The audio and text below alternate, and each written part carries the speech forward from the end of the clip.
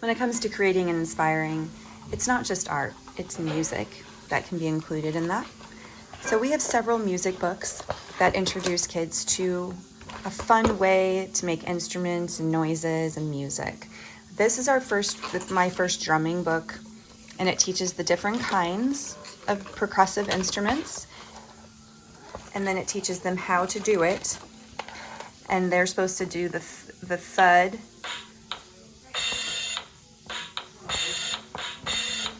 Anyway, it's just really fun, and then there's different things they can do through those.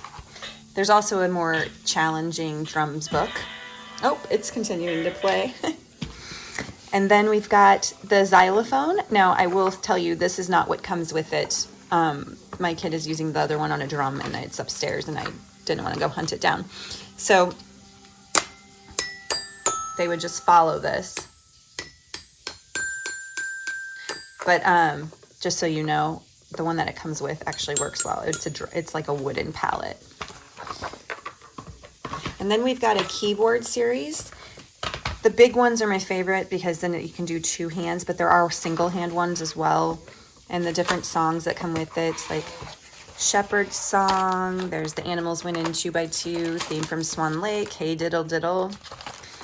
And these ones are more advanced, so you definitely need to have a little bit more talent. But it's a good way to test the waters before you maybe invest in piano lessons or a keyboard. And then here's a guitar. They even have one for guitar. And it teaches the difference between chords and the notes. These are the actual beats and songs that kind of play along to. And then these are the chords. And they all can be turned off. We have so many fingerprint activities, different types and different themes. We keep meaning to get this back out because we started it one time and then I packed it away. But you put your finger in any of these colors and it tells you how to make each thing, and then you can decorate them with just a black Sharpie or a black marker, or even have your kid do the fingerprint part and you do the decorative part. But they're super cute ideas, and it gives you good ideas for later when the book is filled. You can still continue to do them. There's also rubber stamped themed ones. I take these to book fairs, and clearly kids attempt to use them even though I tell them not to. Different ways to add flowers. There's bumblebees, snails. It's just so much fun, and there's like a bug theme, there's under the sea theme, lots of different themes you can find. This is a good drawing book for the younger kids. I showed you the step-by-step one, which the step-by-step one is great for 3 and up, honestly. But this one is when you can start with 2-year-olds and you can work with them. And the pictures that they draw from these that are inspired are so cute. They're my favorite. I love them even more than when they're 10. It's I Can Draw Animals, and then there's an I Can Draw People one.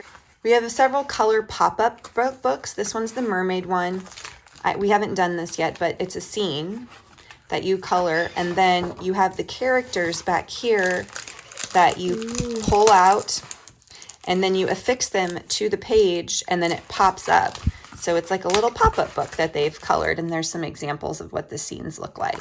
Magic Painting series is one of our most popular series for kids from anywhere from 18 months all the way up till, Weston still even enjoys it, and he's 8, and I like doing it, and I'm an adult mostly. But as you can see, all they have to do is take their paintbrush dipped in water, and the older the child gets, the prettier it becomes, because they don't just do this. They color in the lines, so it will change this blue with a little bit of coloring, and then it'll be different colors and different scenes.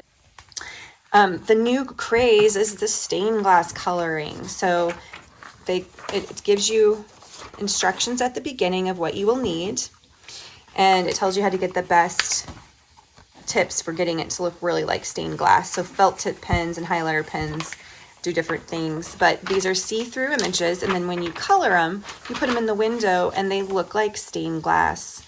They're really cute, and there's a dinosaurs theme. There's a couple different themes in this one. And then for the littlest ones, we have the little coloring. This one is the things that go, but there's a couple different ones in this series. The biggest issue I've always had with coloring books is that everything is so detailed that the littlest ones who are just learning to hold those crayons, they get discouraged because they're so far out of the lines because they don't even have a chance to stay in the lines. So that's what these bigger picture ones are so good for.